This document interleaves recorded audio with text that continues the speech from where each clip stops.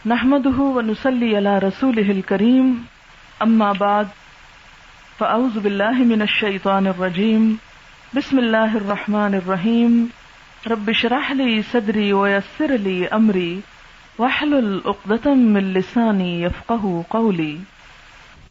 یہ جو عید آنے والی ہے اس عید کو کیا کہتے ہیں؟ عید قربان. اور کیا کہتے ہیں؟ عید الضحیٰ یا اضحیٰ؟ بعض لوگ تو عید الضحیٰ کہتے ہیں. اصل پروننسیشن جو ہے اضحیٰ ہی ہے. ٹھیک ہے، ضحیٰ نہیں ہے. ضحیٰ کہتے ہیں چاشت کے وقت کو، والضحیٰ واللیل اذا سجا. ٹھیک ہے نا. اور اضحیٰ جو ہے وہ اضحیۃ ان کی جمع ہے. اضحیہ کہتے ہیں قربانی کو. تو عید الاضحیٰ قربانی کی عید، عید قربان یا عید الاضحیٰ. اور کیا کہتے ہیں اس کو؟ بڑی عید. بڑی عید کہتے ہیں. ٹھیک ہے. اور کیا کہتے ہیں اس کو؟ بقرہ عید. ہاں، بقرہ عید. شکر ہے گائے عید نہیں. ویسے بقرہ زیادہ جامع لفظ ہے نا، اس کو اگر بقرہ پڑھ لیں تو گائے بھی بن جائے، اگر بقرہ پڑھ لیں تو جی ٹھیک ہے. تو عید قربان، عید الاضحیٰ، بڑی عید، قربانی کی عید اور بقرہ عید. ٹھیک ہے. تو اس کا مطلب ہے کہ کوئی امپورٹنٹ اوکیزن ہے کہ نہیں، کوئی اہم واقعہ ہے، کوئی اہم چیز ہے، کوئی قابل ذکر چیز ہے. تو پھر کیوں کہتے ہیں بور ہو رہے ہیں؟ عید کی کیا بات ہے؟ بڑی عید پہ تو بہت بور ہوتے ہیں، نہ عیدی ملتی ہے، گوشت بہت سنبھالنا پڑتا ہے اور بہت اسمیل آتی ہے اور بہت کام کرنا پڑتا ہے اور ہم تھک جاتے ہیں اور کپڑے ہی پہننے کا مزہ نہیں آتا، وہ چھینٹے پڑ جاتے ہیں اور مہندی بھی نہیں لگا سکتے کیونکہ وہ بھی گوشت کے ساتھ دھل جاتی ہے. اچھا، قربانی کا کیا مطلب سمجھتے ہیں آپ؟ قربانی کیا چیز ہے؟ قربانی کا لفظ جو ہے نا یہ قرب سے نکلا ہے. قرب، قرب پانے کے لیے یعنی اللہ کا قرب پانے کے لیے کیا کرنا؟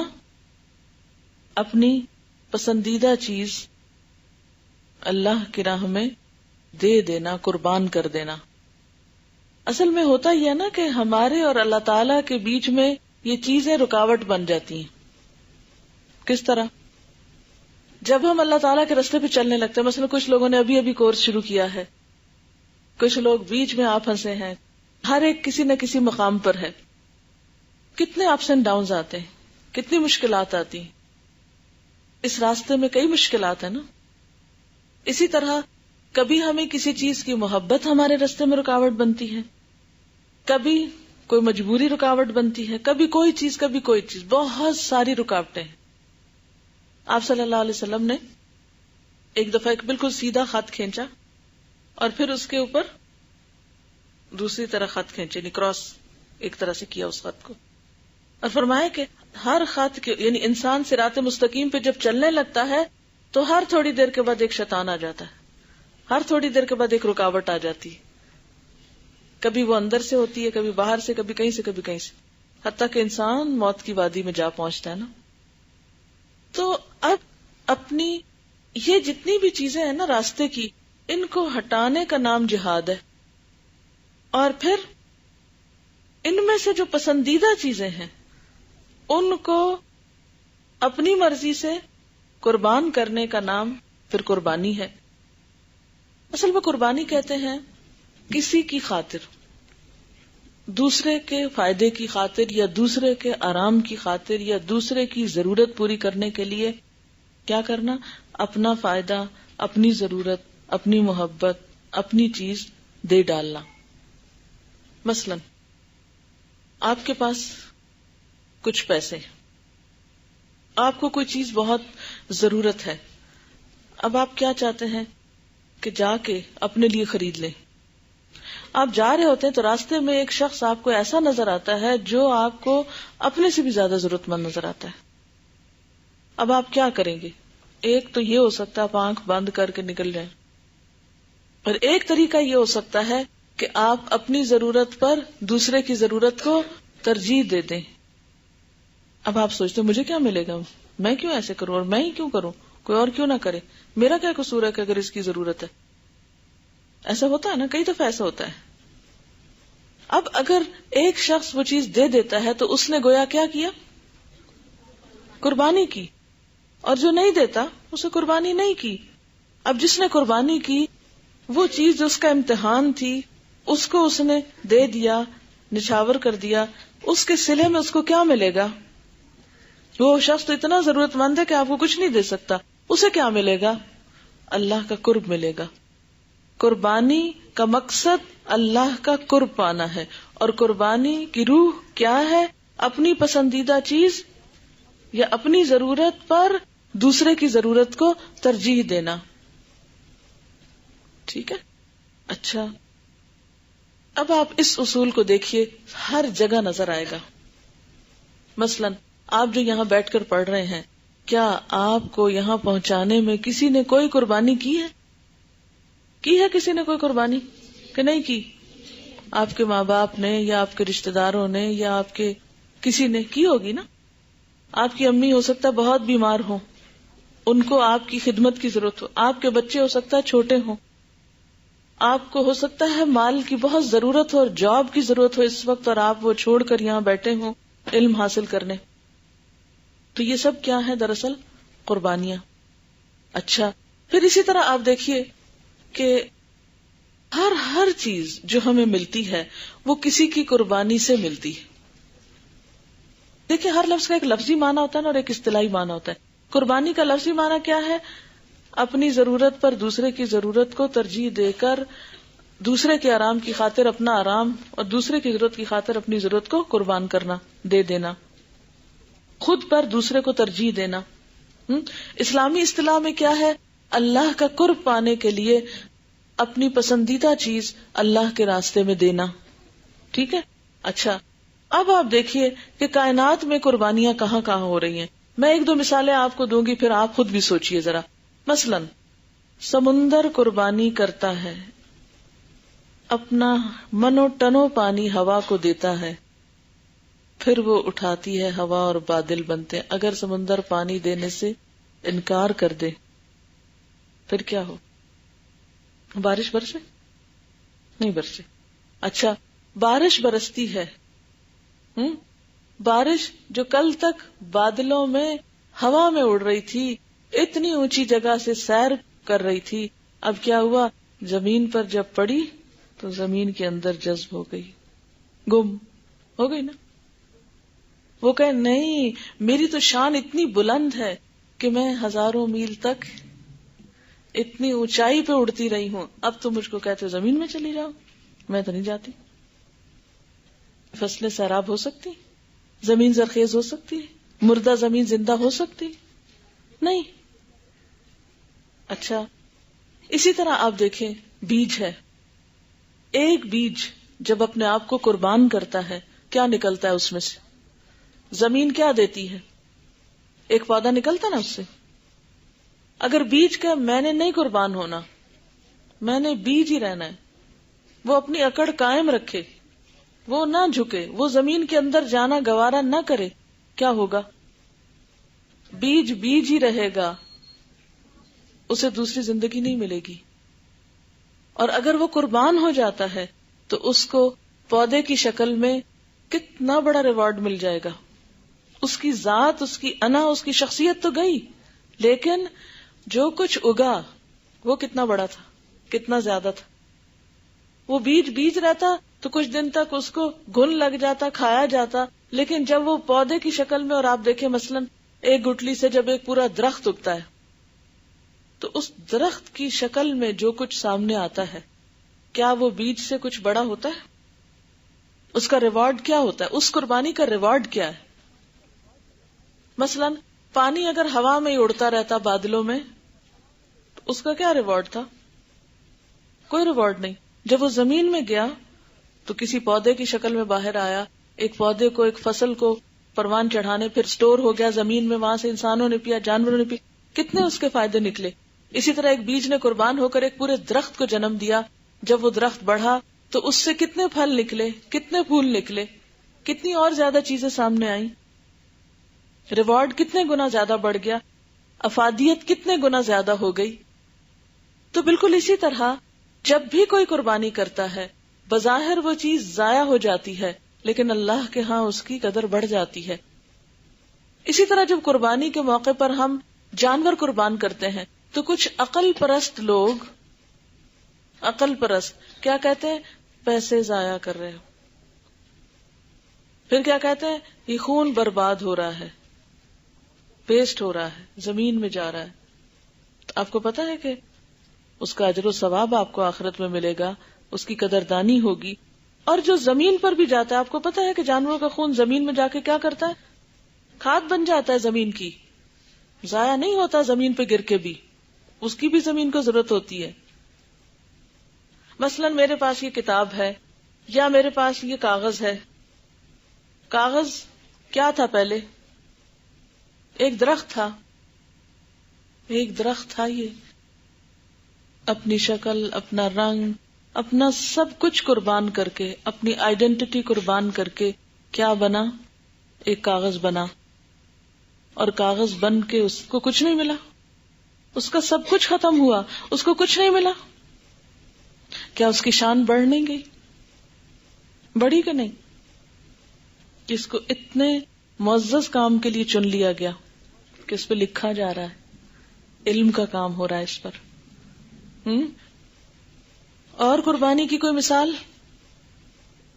اچھا یعنی قربانی کے خون کو بھی اگر آپ پراپر جگہ پر ڈالیں، جیسے گھر میں اگر پودے وغیرہ ہیں تو پھر آپ دیکھیں اس کا پھل کتنا آتا ہے.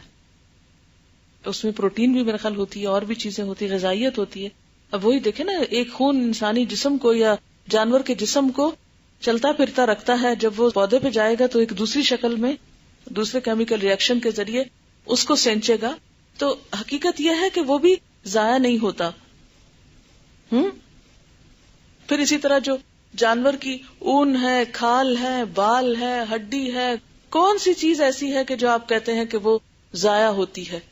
کتنے لوگوں کو کام ملتا ہے، کتنے لوگ جانور پالتے ہیں، کتنے قصاب جو ہیں ان کو مزدوری ملتی ہے، کتنے کھالوں میں نمک لگاتے ہیں، وہ اٹھاتے ہیں، فیکٹریوں میں لے جاتے ہیں، پھر وہاں فیکٹریوں میں کام کرتے ہیں. کتنی انڈسٹری بڑھتی ہے، کتنے لوگوں کو کام مل جاتا ہے. پتہ کیا ہوتا ہے عام طور پر جب قربانی کی عید آتی ہے نا، کچھ لوگ کہنا شروع کر دیتے ہیں کیا فائدہ پیسے ضائع کرنے کا، غریبوں کی مدد کیوں نہیں کرتے؟ اس پیسے سے ہمیں غریبوں کی مدد کرنی چاہیے. اچھا، ایک شکل ہے غریبوں کی مدد کی کہ آپ ان کو ایزی منی دے دیں. ایزی منی کیا ہے؟ بکرا ذبح کرنے کی بجائے کیا کریں؟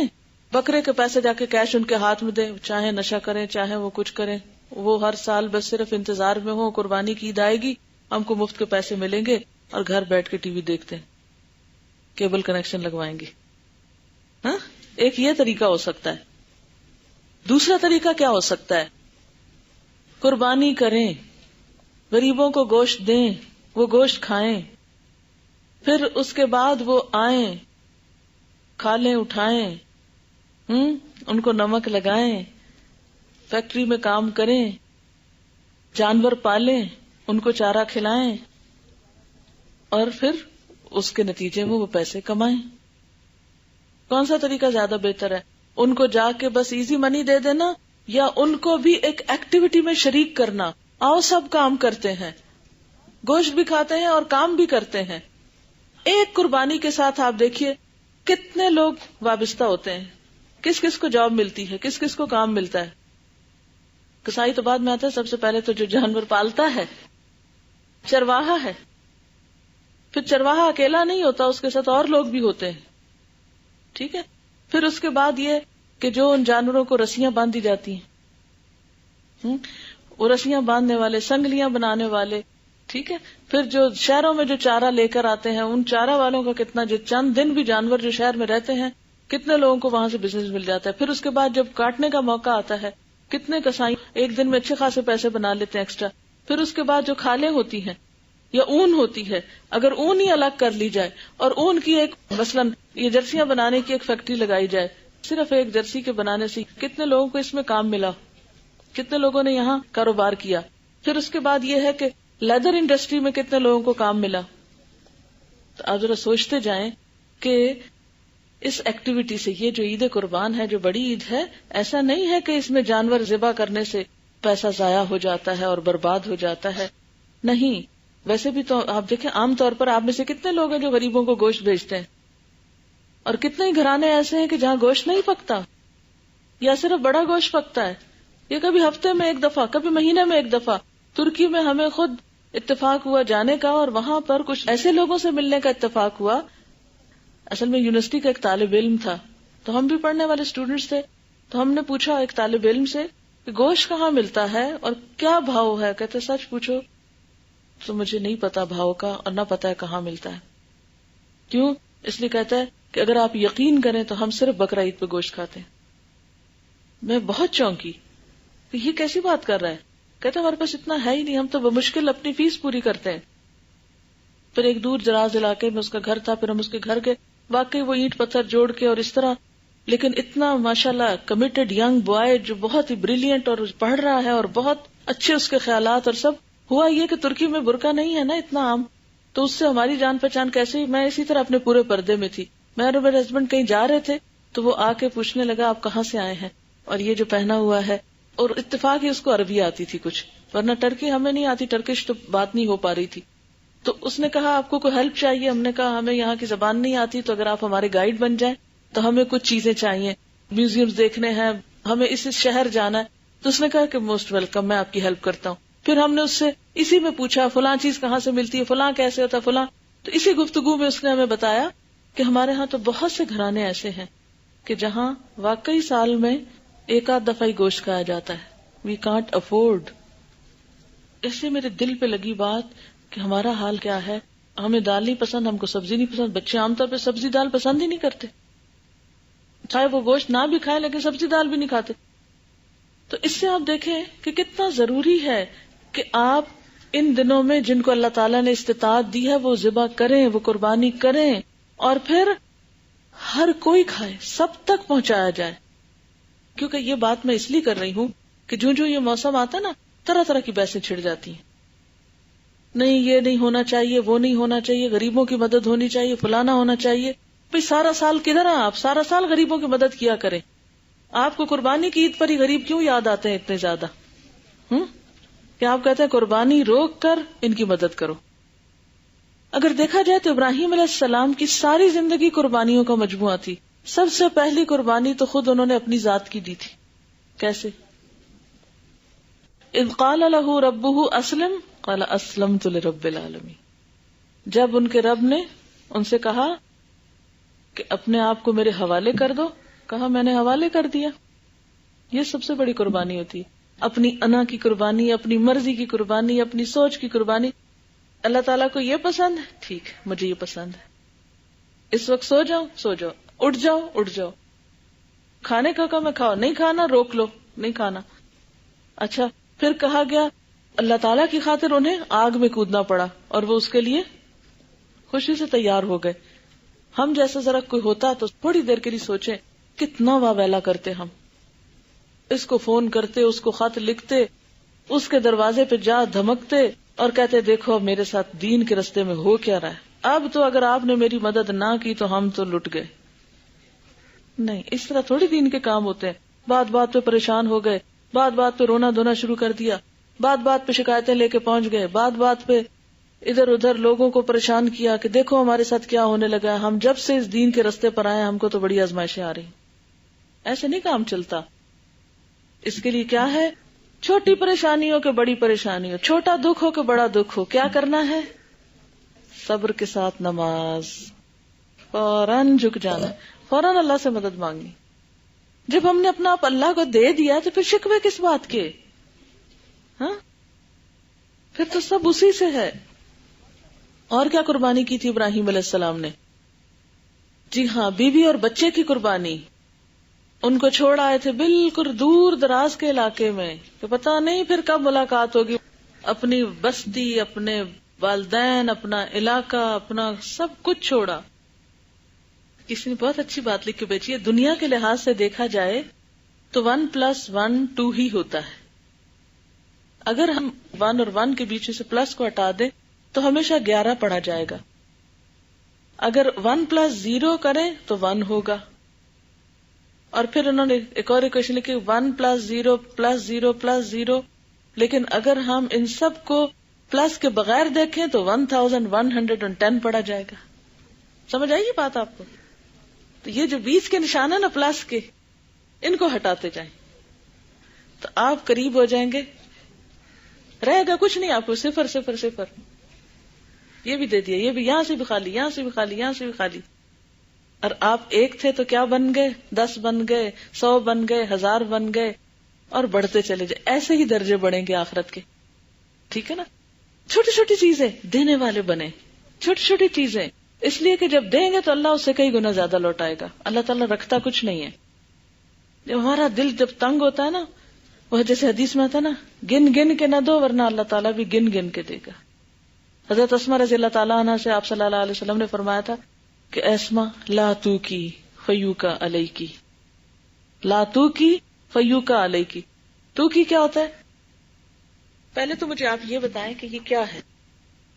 پاؤچ یا پوٹلی، ٹھیک ہے، یہ اس کو بند کر دیا، اس کو بکا کہتے ہیں نا. یہ ہے تو کی. اب یہ ایک سمبل ہے. بند کرنے سے کیا ہوگا؟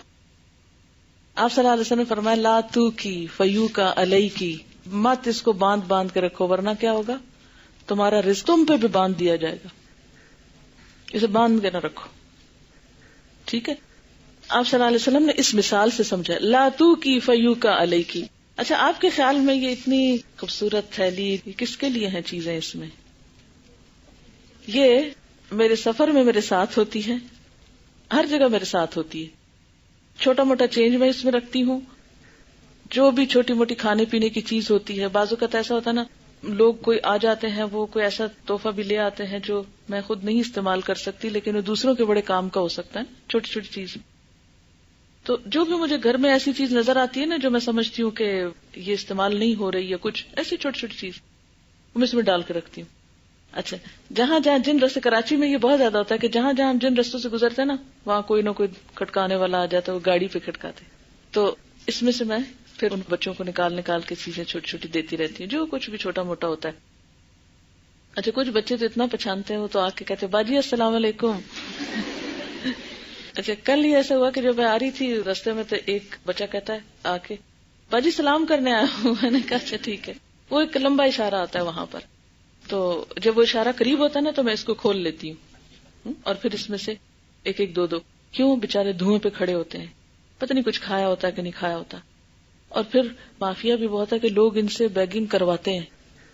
اگر ان کو پیسے دیں نا تو پھر کیا ہوتا ہے، ان سے چھین جاتے ہیں، ان سے چھین بھی لیتے ہیں.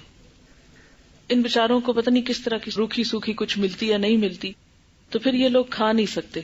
تو چھوٹا سا بسکٹ، چھوٹی چھوٹی چیز، بڑی میں چیز خود کیری بھی نہیں کر سکتی، اٹھا بھی نہیں سکتی، تو اس کو پھر چھوٹا سا ڈال لیا، پھر اس کو خالی کر لیا. پھر اس کے بعد یعنی جیسے میں اپنے اور چیزیں روز نکالتی ہوں نا باہر، تو شام کو اس کو بھی نکال لیتی ہوں. تو جیسے اور چیزیں پیک کرتے ہیں، اس کو بھی تھوڑا تھوڑا پیک کر لیا. خوبصورت اس لیے اس کو رکھا ہوا ہے کہ جو اللہ کے راستے میں دینے والی چیزیں ہوتی ہیں نا، ان کو صرف خراب چیزوں میں نہیں ڈال کے رکھتے یا صرف خراب چیزیں نہیں دیتے. اور اس میں جو سویٹس بھی ہیں وہ بھی دودھ اور اس کی بنی ہوئی ہیں، یعنی کہ جو ہم خود کھا سکتے ہیں. تو یہ ایک چھوٹی سی چیز ہے، صرف اس کو عمل سے آپ کو اس لیے دکھا رہی ہوں کہ یہ کام کچھ مشکل نہیں ہے، یہ آپ کے چلتے پھرتے یہ کام ہو جاتا ہے. تو آپ صلی اللہ علیہ وسلم فرمایا کہ اس کو باندھ کے نہ رکھو، لا تو کی فیو کا علیہ کی. اور جو بات ہو رہی تھی دینے والی، اس میں یہ ہے کہ جب تک ہم اس کو اپنی ہیبٹ نہیں بنائیں گے نا، ہیبٹ نہیں بنائیں گے، دل کھلا نہیں کریں گے، چھوٹی چھوٹی چیزیں جوڑ جوڑ کے رکھتے ہیں. ایک میرا سوٹ مجھے بہت پسند تھا، میں نے اس کو رکھ لیا. میں نے کہا اچھا یہ میری یادگار ہے. پھر ایک دن مجھے خیال آیا کہ وہ یادگار کدھر لے کے جانی ہے، کہاں اس کو لٹکانا ہے، کہاں اس کو شو پیس میں کہیں رکھنا ہے. تو جب گھر اگلا ہے، آگے کا گھر ہے، تو اس کو دے دینا چاہیے تاکہ وہاں جا کے مل جائے. جیسے آپ ایئرپورٹ پہ سامان بک کراتے ہیں نا، یعنی جو کچھ بھی تھوڑا بہت دیں گے اللہ تعالیٰ اس کو کئی گنا بڑھا کے لوٹائیں گے بھی. مجھے یاد آ رہا تھا کہ عموماً جب ہم کوئی چیز دیتے ہیں یا کوئی قربانی کرتے ہیں نا تو اس وقت ہمارا دل ہول جاتا ہے کہ ہائے گئی. اچھا اس سے کیا ہوتا ہے کہ ہم پھر نا تھوڑا سا اس کو باندھ لیتے, نہیں, لیکن یہ نہیں سوچتے کہ جو بھی دیں گے وہ ملے گا ضرور. اگر ہمیں یقین ہو کہ ضرور ملے گا تو ہم کبھی بھی نہ روکیں. کیسے؟ اس بات کو مجھے اس طرح سمجھ میں آتا ہے, جیسے آپ نے اگر کبھی باہر سفر کیا ہو تو وہاں پر یہ ہوتا ہے کہ آپ جو ہی انٹر ہوتے ہیں نا ایئرپورٹ پہ, ٹرمینل میں داخل ہوتے ہیں, تو آپ سے آپ کا سامان بک کر لیتے ہیں, لے لیتے ہیں, آپ کے ہاتھ میں نہیں چھوڑتے. اور پھر جب آپ دوسرے شہر میں اپنی منزل پہ پہنچ جاتے ہیں تو وہاں آپ کا سامان آپ کو مل جاتا ہے. وہ آپ کو بک کرتے وقت ٹیگز ہوتے ہیں وہ دیتے ہیں, یعنی رسید دیتے ہیں ایک طرح سے, اور کہتے ہیں کہ آپ جب اترے تو آپ اپنا سامان لے لیں, اور وہ پھر نمبر ٹیلی کر لیتے ہیں, یہی سامان تھا نا آپ کا, وہ چیک کرتے ہیں, وہی سامان ہے تو پھر وہ دے دیتے ہیں. میں ہمیشہ اس بات پہ سوچتی ہوں کہ جب ہم اللہ کے راستے میں دے رہے ہیں نا تو وہ بک کرا دیا نا سامان, دینے کو کیا سمجھا کریں, یہ بک ہو رہا ہے, یہ کہیں نہیں جا رہا, یہ میرا ہی ہے, یہ بیگ میں رہے یا ادھر جائے یہ میرا ہی ہے, کسی اور کو نہیں جا رہا, یہ مجھے ہی جا رہا ہے, میرا ہی فائدہ ہے, بک ہو رہا ہے بس. اچھا بکنگ کرا دی سامان کی, جب کل جا کے لینا ہے تو وہ رسید چیک نہیں کریں گے, یہی دیا تھا نا, جو دیا تھا لے لو. اللہ تعالیٰ کی یہ شان ہے, کو کئی گنا بڑھا کے دیتا ہے. یہی بڑی قربانی کی بات ہے کہ جب کوئی چیز ہم دیتے تو ہمیں لگتا ہے ضائع ہو گئی, چلی گئی, گر گئی, ختم ہو گئی, فنا ہو گئی, لیکن وہ فنا نہیں ہوتی. بعض اوقات ہم کسی چیز کے جانے پہ روتے بھی بہت ہیں, کسی قربانی کو کر کے پھر رونے بیٹھ جاتے ہیں. اچھا مجھے یاد آتا ہے کہ میری بیٹی میرا خیال 3 سال کی تھی یا ایسے ہی تھی کوئی اس کی عمر, تو میں پی ایچ ڈی کر رہی تھی تو اس کو میں ساتھ لے گئی کچھ عرصے کے لیے. تو اس نے شاید پہلی دفعہ اتنا لمبا سفر کیا تھا. اس کے کچھ کھلونے تھے جو ایک بیگ میں تھے, تو بچوں کو اپنے کھلونے سے بہت پیار ہوتا ہے نا, بیگ میں کھلونے تھے, تو میرے سے سامان ہمیشہ اتنا اٹھا نہیں, تو میں نے بیگ بک کرا دیا. اچھا اب جو بک کرایا میں نے, اس کو تو نہیں پتا تھا کہ یہ کیوں دے رہی ہیں, ادھر بکنگ ہو رہی ہے اور کیا چکر ہے. تھے بھی یہ اور میں دونوں ہی تھے اس وقت سفر میں. اچھا جب بک کرایا تو اس نے دیکھ لیا کہ وہ بیگ تو وہ بیلٹ پہ جا رہا ہے, وہ اس نے رونا شروع کر دیا. اچھا وہ اتفاق یہ کہ بیلٹ ذرا سی آگے چلی اور گڑام وہ نیچے پیچھے کہیں پھینک دیتے تھے, وہاں سے وہ آگے جہاز پہ لے جاتے تھے. اس نے اتنا شور مچایا کہ وہ بیگ لے گئے, وہ بیگ لے گئے, وہ بیگ لے گئے. اب میں اسے سمجھاؤں کہ جب ہم وہاں اتریں گے جا کے تو پھر وہاں سے ہمیں مل جائے گا, لیکن اس کو اس وقت بچہ تھے نا, سمجھ نہیں آ رہی تھی. خیر بہرحال ہم جب جا کے اگلے ایئرپورٹ پہ اترے تو وہاں پر انہوں نے سامان ہمارا دے دیا. تو اب میں یہ سوچتی ہوں کہ جو کچھ ہم اللہ کے راستے میں دیتے ہیں نا, تو دے کے کبھی دل تھوڑا نہ کریں, اور کبھی یہ نہ سوچیں کہ ہائے چلا گیا اور لے لیا. کوئی بھی چیز جو اللہ کے راستے میں آپ دیں, بظاہر وہ جاتا ہوا محسوس ہوتا ہے. اور یہ جو ہر سال ہم سے قربانی کی عید کروائی جاتی ہے نا, ہر سال ہم کو کرنی پڑتی ہے قربانی, جو بھی صاحب استطاعت ہے, اس کے پیچھے بھی روح, مقصد اور فلسفہ یہی ہے کہ ہم اللہ کی راہ میں دیں. اور پھر آپ دیکھیں نا کہ ایک ریچول بنائے کہ جانور قربان کریں, جو واقعی عقل کہتی ہے اس کو قربان کریں گے, بیچارے کے اوپر چھری پھرے گی اور پھر خون نکلے گا اس کا, اور پھر کیا حاصل, کیوں اتنا گوشت اکٹھا ہو رہا ہے. یہ سب عقل کی باتیں. جو قربانیاں محبت میں کی جاتی ہیں ان کو گنتے ہیں کبھی آپ؟ جس سے جتنی محبت ہوتی ہے اس کے لیے اتنی بڑی قربانی کرتے ہیں نا, تو گنتے ہیں, احسان جتاتے ہیں, وہاں عقل استعمال کرتے ہیں. ایک کارڈ جو آپ 100 روپے یا 150 روپے میں بعض اوقات خرید لاتے ہیں, اس کے پیچھے کوئی لاجک ہے؟ اگر آپ اس وقت حساب کرنے بیٹھ جائیں کہ اس سے تو 10 مزدور کھانا کھا سکتے تھے, میں نے کیا کیا, اس وقت کوئی بھی نہیں کہتا. لیکن جب اللہ کے راستے میں کچھ دینے کی بات آتی ہے اور خصوصاً ایک ریچول ادا کرنے کی بات آتی ہے تو ہم کہتے ہیں دس از اے ویسٹ آف منی. ٹھیک ہے. کسی نے سوال لکھا ہے کہ ہم نے حیات صحابہ کے درخشاں پہلو پڑھے ہیں اور اس میں ہم نے صحابہ کرام کا طرز عمل یہ دیکھا ہے کہ جو کچھ ان کے پاس آتا تھا فی سبیل اللہ دے دیتے تھے, اور فقر و فاقہ میں بھی انہوں نے زندگی بسر کی. وہ اعتدال کی زندگی کیوں نہیں بسر کرتے تھے کہ کچھ اپنے پاس رکھیں اور کچھ دوسروں کو دے دیں؟ بہت اچھا کوشچن ہے, اٹس انٹیلیجنٹ کوشچن. بات یہ ہے کہ ہر دور کی ایک ضرورت ہوتی ہے, ایک سٹائل بھی ہوتا ہے. کچھ کام ایسے ہوتے ہیں کہ جو ایمرجنسی کے بھی ہوتے ہیں، کچھ کام ایسے ہوتے ہیں جو ارجنٹ ہوتے ہیں، کچھ کام آپ سے زیادہ قربانی مانگتے ہیں۔ وہ جو دور تھا جس میں آپ صلی اللہ علیہ وسلم کے ساتھ جو لوگ رہتے تھے، ان کی اٹ موسٹ خواہش کیا تھی کہ یہ دین زیادہ سے زیادہ آگے پھیلے، اور وہ اس راستے میں اپنا سب کچھ دیتے چلے جا رہے تھے تاکہ دین آگے پھیلے۔ آپ کسی کو کچھ کھلائیں گے، کسی کا بھلا کریں گے، کسی کے کام آئیں گے تو تبھی دین پھیلے گا نا۔ کرسچن مشنریز کی کوششوں سے اس وقت کرسچینٹی دنیا کا مذہب نمبر 1 ہے تعداد کے اعتبار سے، اور ان کا نام کیا ہے زندگی میں، وہ کیا کرتے ہیں، سب سے زیادہ ان کے اندر کیا چیز ہے، ان کا موٹو یا ان کا شعار کیا ہے؟ انسانیت کی خدمت۔ وہ اپنے گھر بار قربان کرتے ہیں، اپنا آرام قربان کرتے ہیں، اپنا مال قربان کرتے ہیں، اپنی عیش و عشرت کی زندگیاں قربان کرتے ہیں، اور کہاں کہاں جنگلوں میں جا کے وہ اپنی کرسچینٹی کو پھیلا رہے ہوتے ہیں، اپنے گھر سے پیسہ لگاتے ہیں، وقت لگاتے ہیں۔ مدر ٹریزا کی مثالیں ہم سب بہت فخر سے دیتے ہیں اور ان کو اپنے لیے ایک رول ماڈل سمجھتے ہیں، صرف شخصیت پرستی کی حد تک، ویسے نہیں۔ لیکن آپ دیکھیے کہ ایسے لوگوں نے قربانیاں کر کے اپنے دین کو کتنا پھیلایا۔ آپ کیا مدر ٹریزا سے پوچھیں گے کہ وہ اعتدال کی زندگی کیوں نہیں بسر کی؟ کیوں؟ اس لیے کہ جب تک کچھ لوگ قربانی نہ کریں یہ دین آگے نہیں پھیلتا، اور ان کو عام لوگوں سے زیادہ قربانی کرنی پڑتی ہے۔ صحابہ کرام چنے ہوئے لوگ تھے، اللہ نے جنہیں چنا۔ آپ کو کبھی خیال نہیں آیا، کبھی سوچا آپ نے کہ وہ لوگ جو مکہ سے مدینہ ہجرت کر کے آئے اور پھر وہ مدینہ والے ساتھ شامل ہوئے، ان میں سے ایک ایک کہاں ہے؟ حضرت بلال کی قبر کہاں ہے؟ بتائیں گے آپ؟ حضرت بلال کہاں دفن ہے؟ شام میں۔ عقبہ بن عامر کہاں دفن ہے؟ مصر میں۔ اور اسی طرح بہت سارے صحابہ۔ حضرت عبداللہ بن عباس کہاں دفن ہے؟ طائف میں۔ کوئی کہیں ہے، کوئی کہیں ہے، کوئی کہیں ہے۔ ایسے کیوں ہوا؟ کیسے ہوا؟ کس لیے ہوا؟ یہ سب آپ صلی اللہ علیہ وسلم کے ساتھ رہتے تھے، اکٹھے تھے، آپ سے شدید محبت کرتے تھے، لیکن انہوں نے اپنی محبتیں جگہوں اور وقتوں اور چیزوں سے نہیں باندھی تھیں۔ ان کی محبتیں آخرت کے لیے تھیں، اللہ کے لیے تھیں۔